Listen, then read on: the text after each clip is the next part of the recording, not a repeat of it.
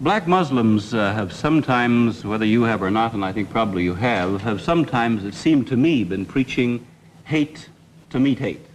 I don't advocate any kind of hate. But there's a lot of talk that sounds very much like it. No, I think that the guilt complex of the American white man is so profound until when you begin to analyze the real condition of the black man in America, instead of the American white man eliminating the causes that create that condition, he tries to cover it up by accusing his accusers of teaching hate. But actually, they're just exposing him for being responsible for what exists. Well, that's something of an argument, but I've heard speeches made by some of the people of your group. I think I've heard you make speeches. It seemed to me that you were advocating, what I would have to describe, I think, as violence to meet the serious injuries that have been done your people, with which I totally agree. I don't call that violence. I don't in any way encourage black people to go out and initiate acts of aggression indiscriminately against whites. But I do believe that the black man in the United States and any human being, anywhere, is well within his right to do whatever is necessary, by any means necessary, to protect his life and property, especially in a country where the federal government itself has proven that it is either unable or unwilling to protect the lives and property of those human beings. Happy birthday, El Haj Malik El Shabazz, and happy Malcolm X Day to all.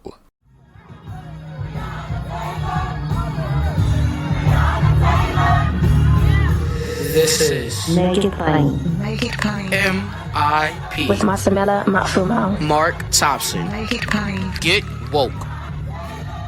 Once again, happy to be joined by the founder of the largest online progressive community, dailykos.com, and also the founder of the polling operation Civics with a Q, for this week's edition of Thursday Kos, Markos. How are you, buddy?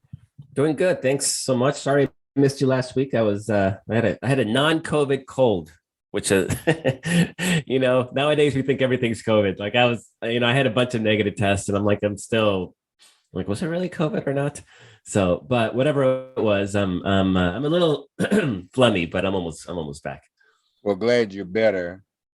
Mark Sumner pinch hit very well. Ah, thank God. Hit a home run. He's great. Almost had designs on your job. But no, he was outstanding. And his analysis of what's going on in Ukraine was something else. We invoked you too, because one of the things we talked about was this whole controversy around whether the U.S. is providing intelligence to Ukraine to find some of these Russian top military officials. And we laughed because you're the one who informed us, our audience, that you don't need intelligence to find them. They're on the front line. We can probably go find some today. Just go ahead. Let's go to Ukraine. Y'all know, just right over here. But we were tickled about that because we definitely invoked you. But no, it was the analysis was great as always, and we learned a lot from him. He's doing a lot of great work, and even talked about what inspired him to really take on the role of being a correspondent when it comes to this conflict. So that was great. But want to do this, and we do welcome you back. Want to get, first of all, your reaction, which I know is always, all of your reactions are thoughtful, but your reaction to what happened in Buffalo. Thoughts and prayers? It's going to keep happening. It's happening. It's going to keep happening. Supposedly Republicans are so all about life, pro-life, and they don't give a rat's ass about the thousands of people, tens of thousands of people that are dying every year because of gun violence. Then you have the scourge of racism. And Mark, I spent, when was the murder, the mass murder? It was in a weekend, Saturday or Sunday. I spent that day. Saturday. Yeah. I spent Sunday reading 4chan, like the source of this hate, right? Trying to get to understand these people more. And what's crazy, Mark, is that the general consensus in 4chan was that this guy screwed up. That not as one person put it, not a single Jew, politician, or media person was one of the victims. Therefore, the operation was a failure. So you take what is this horrible situation, laden with racism and bigotry and incel ideology. And then on top of that, people are like, yeah, it still wasn't good enough because no Jews were murdered in the process. I mean, it is, these people are the dredges of society, and they're being given ammunition and fuel by the mainstream Republican Party. That's where we are today. They're being given ideological reinforcements by Fox News. And this is fundamentally a critical problem, and really gives us, as if we didn't have enough reason to consider November's election the most important in our lifetime, gives yet another reason, because if Republicans take the Senate and or the House, that ideology will be ascendant, will have majority legislative support. And I still, I get the sense, and we're seeing it in the polls, that more people are becoming, more liberals, more Democrats are becoming engaged. So the last, what was it? I think it was a CVS Navigator poll, had Democratic people who were really interested in November's election amongst Democrats was at 61%, and it had previously been at 48% before the Alito leak. So big jump in interest, which is always good to see. But Democrats are at 61%, Republicans are at 68%. Like there is still an intensity gap, and it's still early, right? It's hard to believe, but it's only been 2 weeks since the Alito leak. It feels like it's been like, was that last year? Maybe last October? No, it's been 2 weeks. And the full decision is going to come out, which I think will supercharge it, right? So the trends are looking good. Republican engagement went from 58 to 60. It went up 3 points. So 65 to 68% were really, really engaged. So Democrats was a double-digit bump. So clearly people are getting engaged. But things like Buffalo have to wake people up. That did not happen in a vacuum. That does not, I mean, it's hard to say it doesn't happen without Tucker Carlson, Fox News, Republican Party, Elise Stefanik, and Ted Cruz all, spouting their great replacement theory. But it certainly adds fuel to that fire. Yeah. And we have to put it out. And the only way we have to put it out, literally the only way, is to win November's election. Well, and it's important, obviously, that people get that.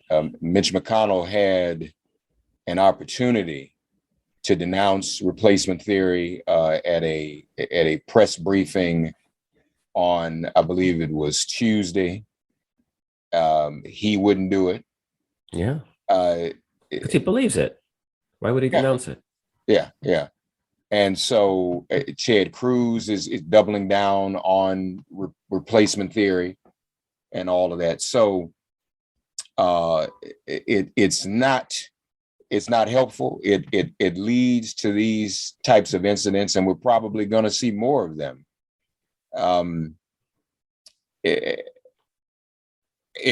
It's sad that it takes tragedies to mobilize our base.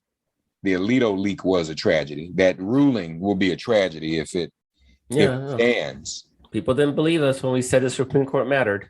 Yeah. They didn't care. And specifically, a lot of women didn't believe one of their own, didn't believe Hillary Clinton because they didn't think she was one of their own.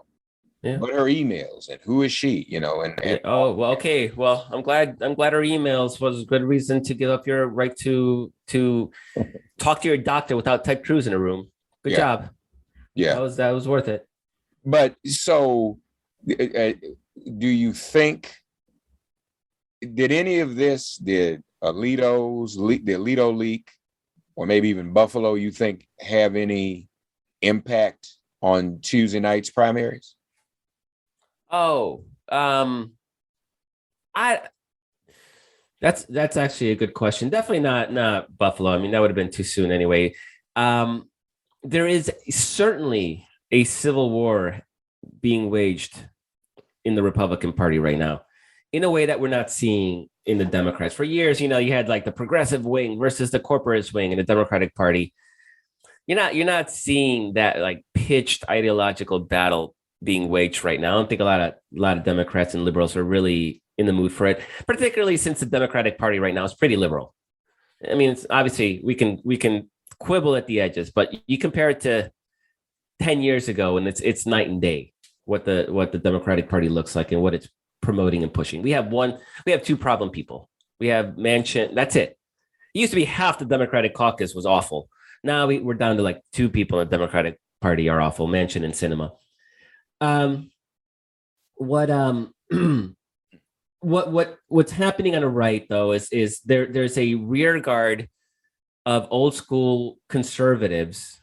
We can even call it the Mitch McConnell wing, who is being ousted by the Marjorie Taylor Greene QAnon conspiracy theory nut wing of the Republican Party. And we just saw that last night in the North Carolina Senate race, where former Governor Pat McCrory was one of the candidates, very establishment, and he lost to a guy named Bud.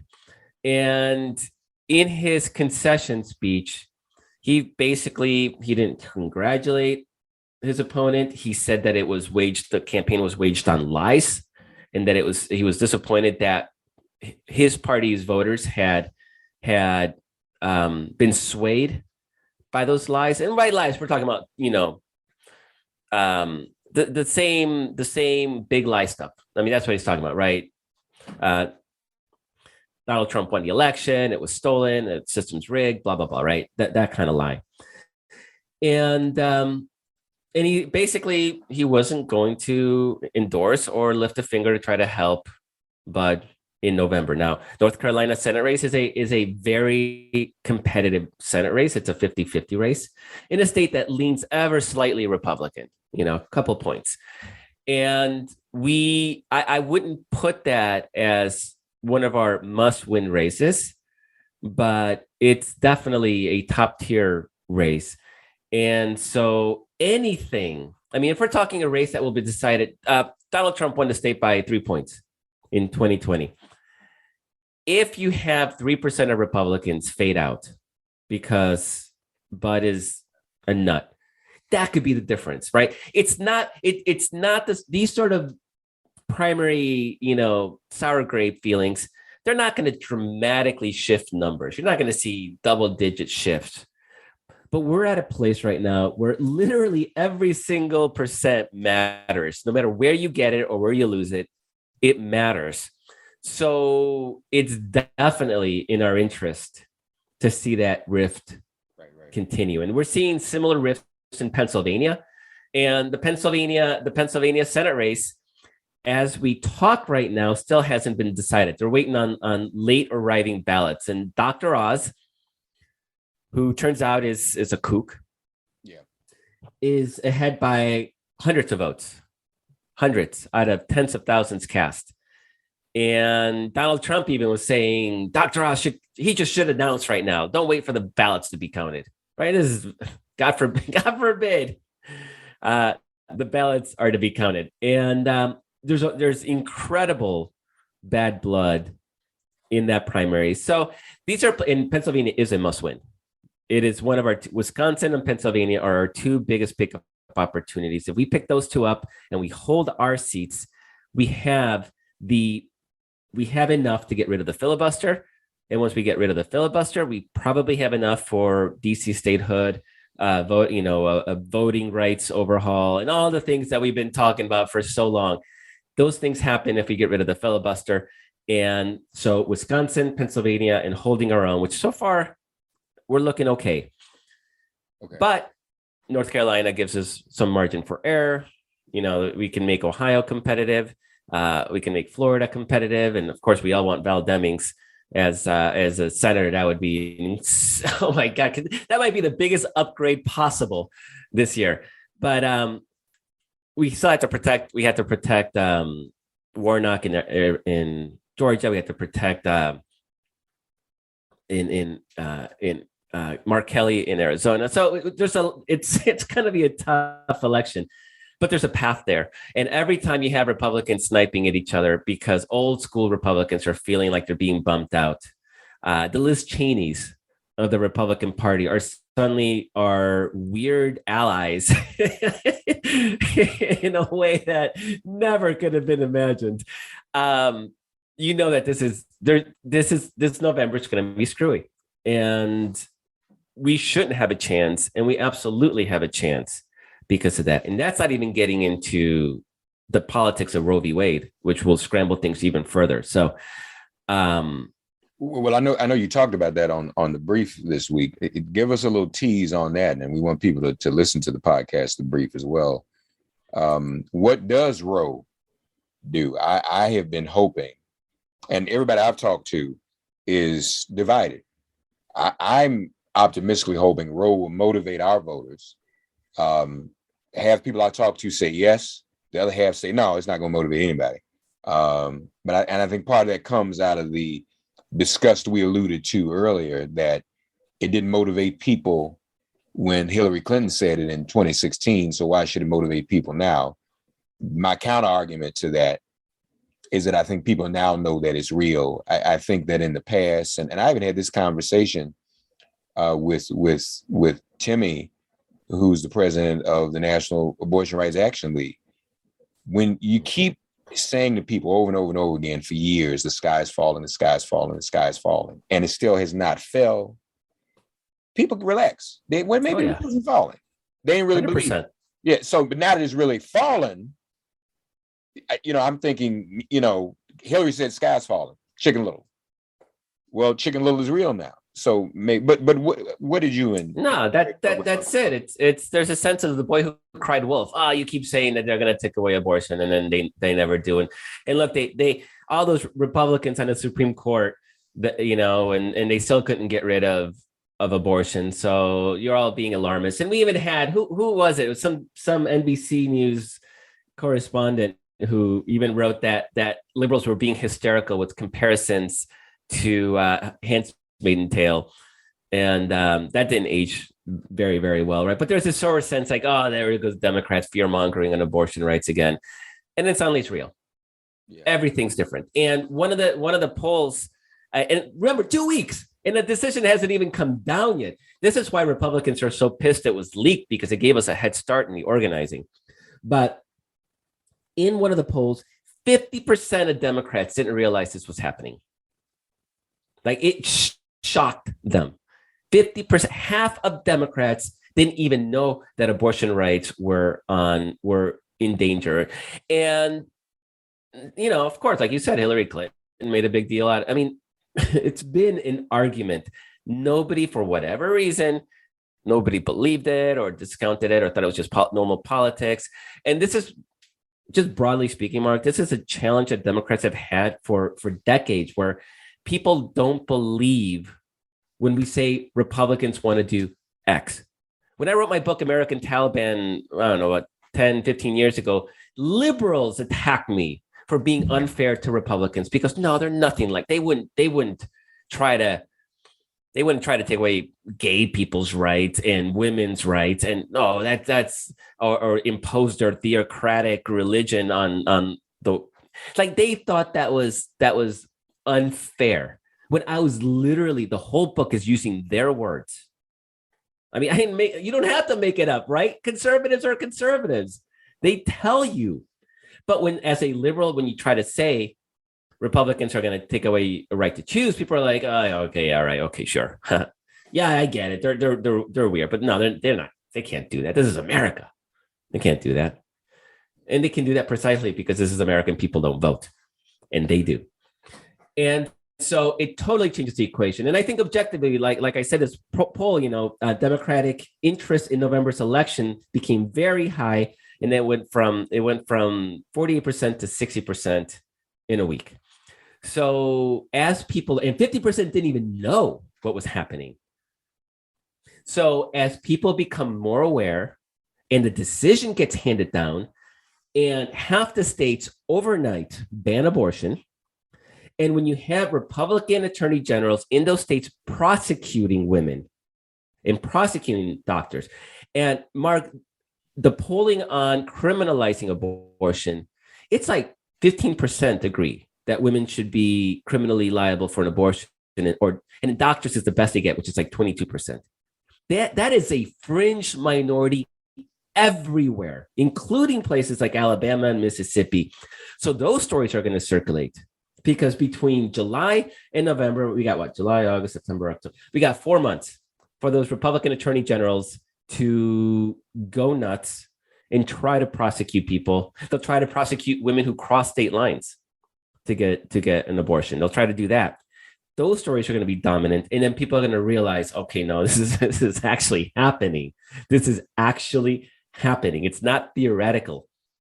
And in a lot of places like Texas, it's happening.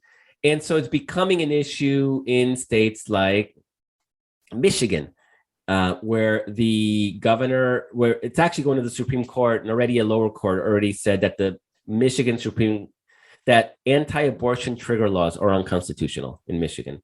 So the Supreme Court is held by Democrats in Michigan. So there's a very good chance, but it also is going to, I think, hopefully educate Democrats that, oh my God, those judge races actually matter. This has been a huge challenge for us to get people to care about judicial races. Suddenly, single-handedly because of abortion, those races are going to matter. And so like I said, we're 2.5 weeks in, okay. But we're basically just a couple of weeks out from the draft leak. And so on the brief this week, we had a state senator from Washington who won her race by 104 votes out of 70,000 cast.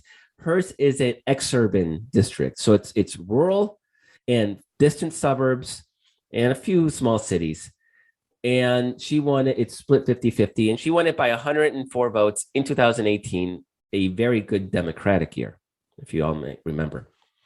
Now she's fighting for her political life, and she says she knocks on doors, and the couple of weeks before the draft decision, people were talking about inflation, right? That's the thing people were talking about. She said the day of the decision, every door she knocked on, that's all people wanted to talk about. And what was more interesting, this surprised me, Mark, they weren't just thinking about losing the right to an abortion.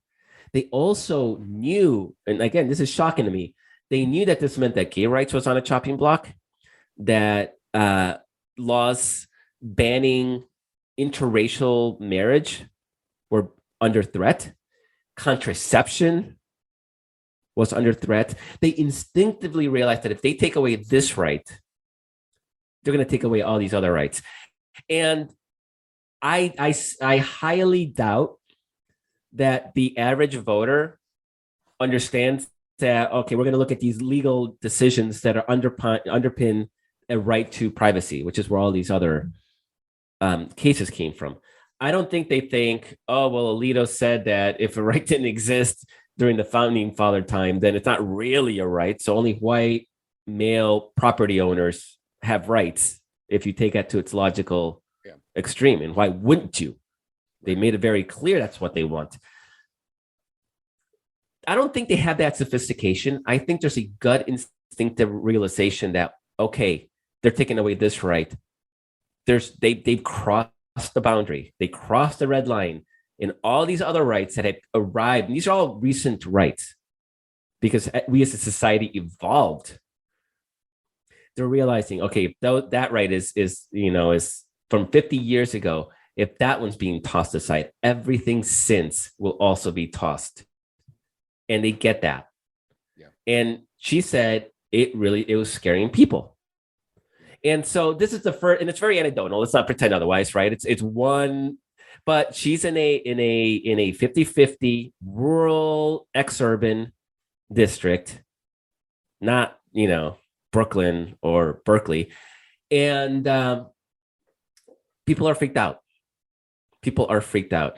And so this is definitely an issue that I suspect, and we'll have more data, more polling, everything is, it's going to be a lot happening in the next couple of weeks. But I suspect that the Democratic campaign this November can almost single-handedly be waged on abortion rights, and gives us a real fighting chance. We're not going to win on inflation. I mean, people are angry about high gas prices. There's only so much we can do in a time of global instability and war. So what can we wait? And I think losing rights with an out of control Supreme Court and Republican majority. And the other thing, Mark, that I've been really sort of thinking through is that there's a reason that the party in power loses seats. And the reason the party loses seats historically is because there's complacency. You said it earlier, right? There's a complacency. There's fatigue. You work really hard to get somebody elected, and then you want to rest, right? 2020, biggest election in our lifetime. You're like, finally, like Biden won. And there's also all the broken promises, like student debt relief. Where's Build Back Better, right? So in a lot of those, it's not because maybe student debt is Biden's fault, but most of that stuff usually isn't the president's fault. It's Congress, right? Ours is not a system designed to make legislation pass. So all of that conspires but the party out of power has all the energy, right? I mean, just think, the Tea Party emerged after Barack Obama won. The resistance emerged after Donald Trump won. This QAnon, whatever it is emerged after Joe Biden won. So there's energy in being in the minority. There's energy in being in out of power. And what the Supreme Court decision has just done is it's made us the party out of power. Yeah, profound. And I've been quoting you on that as well, because you said it before. The opposition party is energized, but this decision, and let's be honest, even if people didn't have it in front of mind, you see Roe. If you're a voter, you see Roe. If you're a Democrat, you're in our base, you see Roe. It just reminds you what happened with John Lewis, the John Lewis legislation. Yep. Really just reminds you what happens with the George Floyd legislation, amongst a bunch of other things. But wait a minute, are we really the party in power? What we know, I do think people are sophisticated enough to know what mistakes Joe Biden has made versus legitimate mistakes versus what he's been blocked from doing. And I don't think anybody's confused about that. There's certain specific things he was blocked from doing. So that can't make us feel as if we're the party in power. In fact, when you said it first, I'm thinking, Democrats really ought to say that. Our loss of rights nullifies really the majority that we want. Yeah. And people ought to be motivated even by that. Wait a minute, we out here voting and it doesn't even matter. So literally the Democratic Party is still the opposition party to this juggernaut of social media. People, you got to link that up, because let's face it, people also are having anxiety about Twitter and Elon Musk. I think you have to tie all that together. That it all goes together. The right-wing social media control and takeover, the Fox propaganda machine, the threat to reinstate Trump on social media, plus no votes for no passage of voting rights legislation, no passage of George Floyd legislation, or anything else like that. Now, the unforced errors, so to speak, that Biden has includes obviously student debt relief. He should just do that. And to go back to your original point, I think the math kind of looks better, because if people are mobilized by Roe and the other losses of rights as the true opposition party, ironically being the party with the majorities, but still the opposition being blocked in every way. If you put that together with any GOP demoralization from Tuesday night or any other, because I mean, they thought that crazy woman was going to win, and folks was that was insane. Everybody knows Oz is insane, but in the races where legitimate Republican, well, that's a oxymoron. where let's say more moderate or more mainstream, more sensible, so to speak, Republicans lost, if they stay home, or they might just flip to the other side. So you know what? I'm going to vote for this Democrat. I'm going to vote for federal. Yeah. Or I'm going to vote for the Democratic nominee in North Carolina. Mostly those college-educated suburban women are the ones that are like the only ones that have flipped, but they matter. But you're right. All these races now, nobody's landsliding anywhere.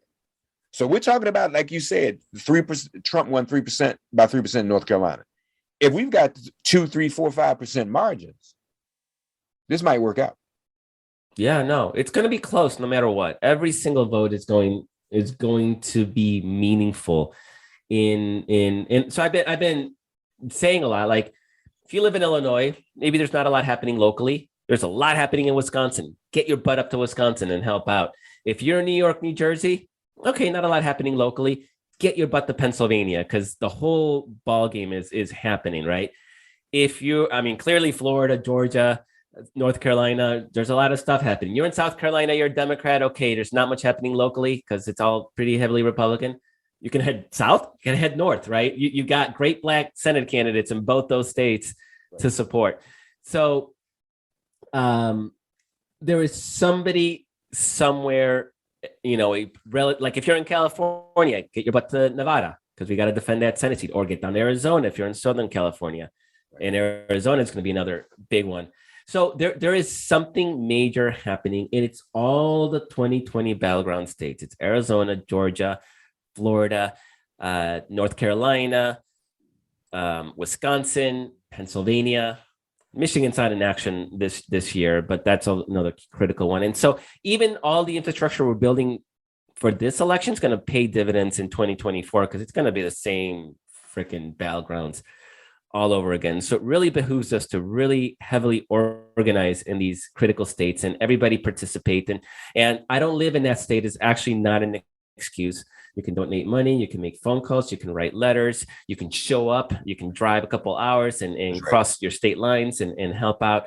And we're going to need everything. And we didn't have that feeling. I mean, I had that feeling, right? You had that feeling.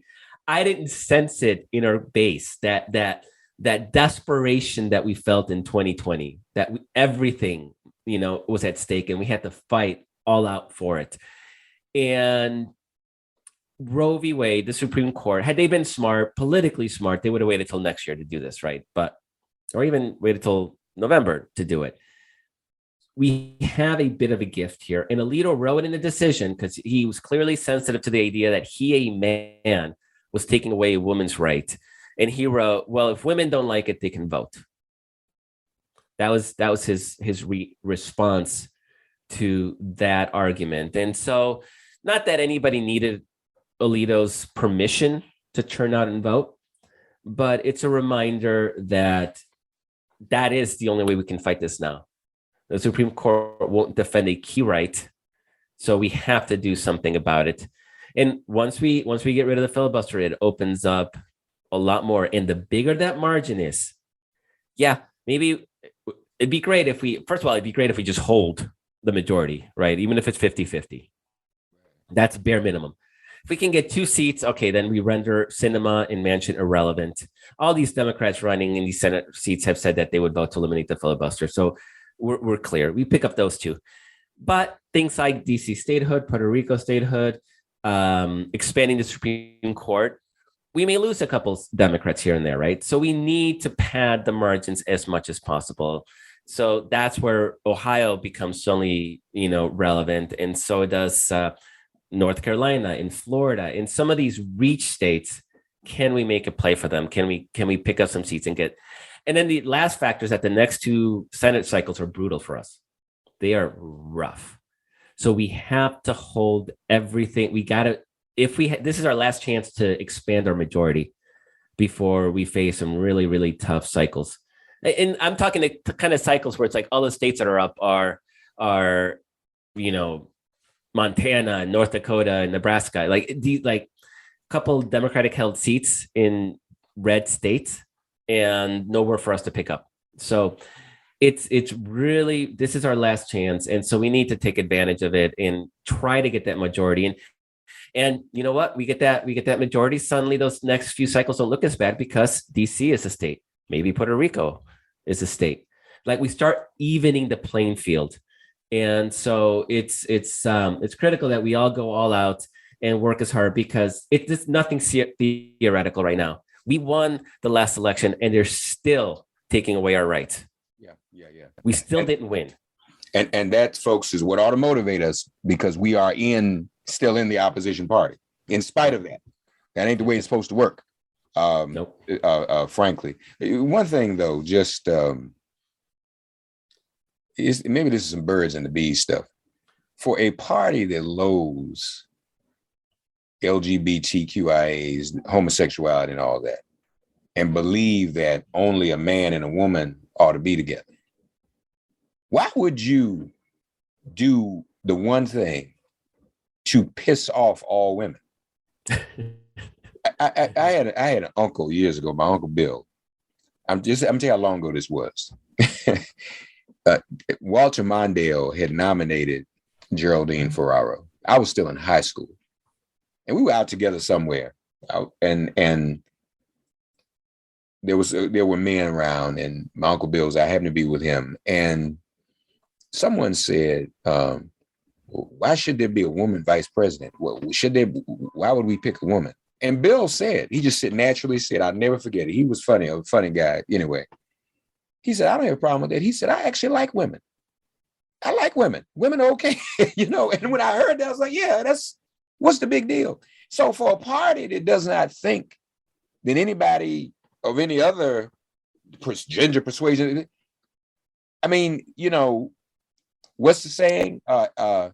Happy wife, happy life. I mean, why deliberately piss off more than half of the United States population and still present yourself as though other sexuality should not exist? I mean, that's a rhetorical question. I don't expect you to answer. Yeah, I mean, the reason is because they can. Because our base does not turn out at the rate that their base does. That's why they think that. It motivates them to turn out. Yeah. Doesn't motivate our side to turn out. So why wouldn't they be horrible, bigoted, misogynistic a-holes when it motivates our crew? I mean, Donald Trump, yeah, he lost the popular vote. He won a 2016 election on overt racism, bigotry, and misogyny.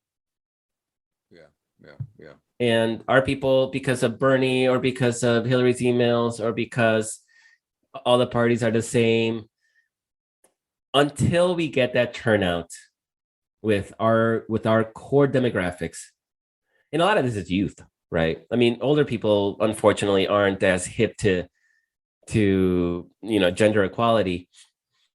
Our youth is more than anybody else, and their turnout rates are the worst, right? So that's going to be a big challenge. And there's nobody. I mean, Biden has done such an effective job of shutting that down with the student debt stuff. I mean, he had a great opportunity to come out of the gate after being elected and rewarding the youth voters that helped propel him to the White House. And whatever reason, they're still arguing over $10,000. Get out of here. Lastly, quick update on Ukraine and I'm sure whatever Mark and you talked about last week is probably still happening. We're in stalemate situation, which actually plays to Ukraine's advantages because they're in the process of mobilizing 1 million people and equipping them and training them. And as long as Russia is not moving anywhere, that gives Ukraine the opportunity to properly train those troops without having to rush them to the front. And it allows its allies to equip them with body armor, weapons, and heavy equipment. So right now, I still don't see a path for Russia winning. And the question is just how far is Ukraine going to push? And in fact, Ukraine's pulled out of any peace negotiations because they don't need to. I mean, Russia's not about to abandon everything it won. And Ukraine's like, no, we're going to take all that back. We just need a little bit of time. We need a few months to equip. So that's what's happening. If you were to look at on the map, Ukraine is pushing Russia out from the city of Kharkiv, which is in the northeast. And they're on the offensive. And then in the main Donbas front, which is on the eastern front, where Russia's putting most of its energy, they picked up some key cities. They're making some headway. But what people are going to, there might be some headlines, Russia, picks up this city or that city. They're on the wrong side of the river. So that means they're on the Russian side of a major river, and Ukraine can just step over over the water. And Russia has shown no ability to cross rivers. So it's a lot of blood, a lot of fighting for land that Ukraine can't afford to lose because of this natural defensive barrier. So tactically, it might matter. I mean, Russia needs its propaganda victories. They've had so few of them. Strategically, though, not much has changed other than every day that Ukraine holds on is one more day its reserves can train. I'll tell you something else before we go darkly humorous that Mark and I discussed that you probably contributed to that conversation as well. That Russia, he focused on how ineptly Russia is prosecuting its own war, and how non-strategically all of that, and how they just hit their strategy to run out there. And if you get a response, then that's their intelligence on what the enemy is doing. Yeah. But it's like we were talking about how it's so inept, even with their equipment and the tanks, that Putin has given the perception in terms of their poor strategy that tanks are now obsolete, that they're no good and they can't work. And Mark was like, that's actually not true. They just don't know how to use them or to deploy them. So I had to laugh because I was like, that's a hell of a thing for a dude to be that incompetent, that he's got some people thinking, well, maybe, we shouldn't have tanks anymore. Maybe tanks aren't any longer useful in modern weaponry. And Mark was like, no, this dude is just that bad at what he does. And yeah, no, pretty much. And there's a debate over the future of the tank. And the Marine Corps got rid of all their armor. So Marine Corps have no more tanks. My son's infantry brigade is a light infantry brigade, no armor. So there is a debate over the role of armor. And the new designs for American tanks are much smaller. A lot of them have wheeled instead of tracks. They still have the big gun. You need the big gun. That's the piece that you need the big gun that you can move into position. Do you need this massive, 800-ton vehicle to do it?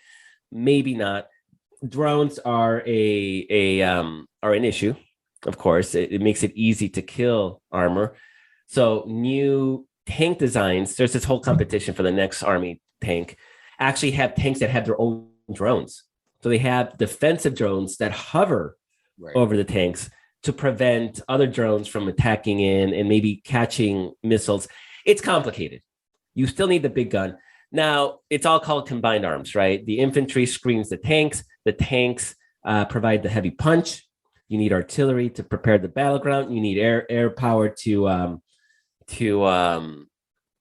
strike out to the artillery. There's this whole thing called combined arms. Russia doesn't do any of that. Russia does one arm.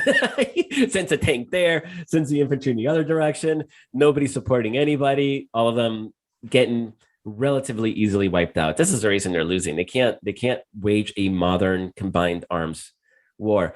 And like I said, the debate over the tank is a little more complicated than are they obsolete or not. They're not obsolete. They just need to evolve to something different.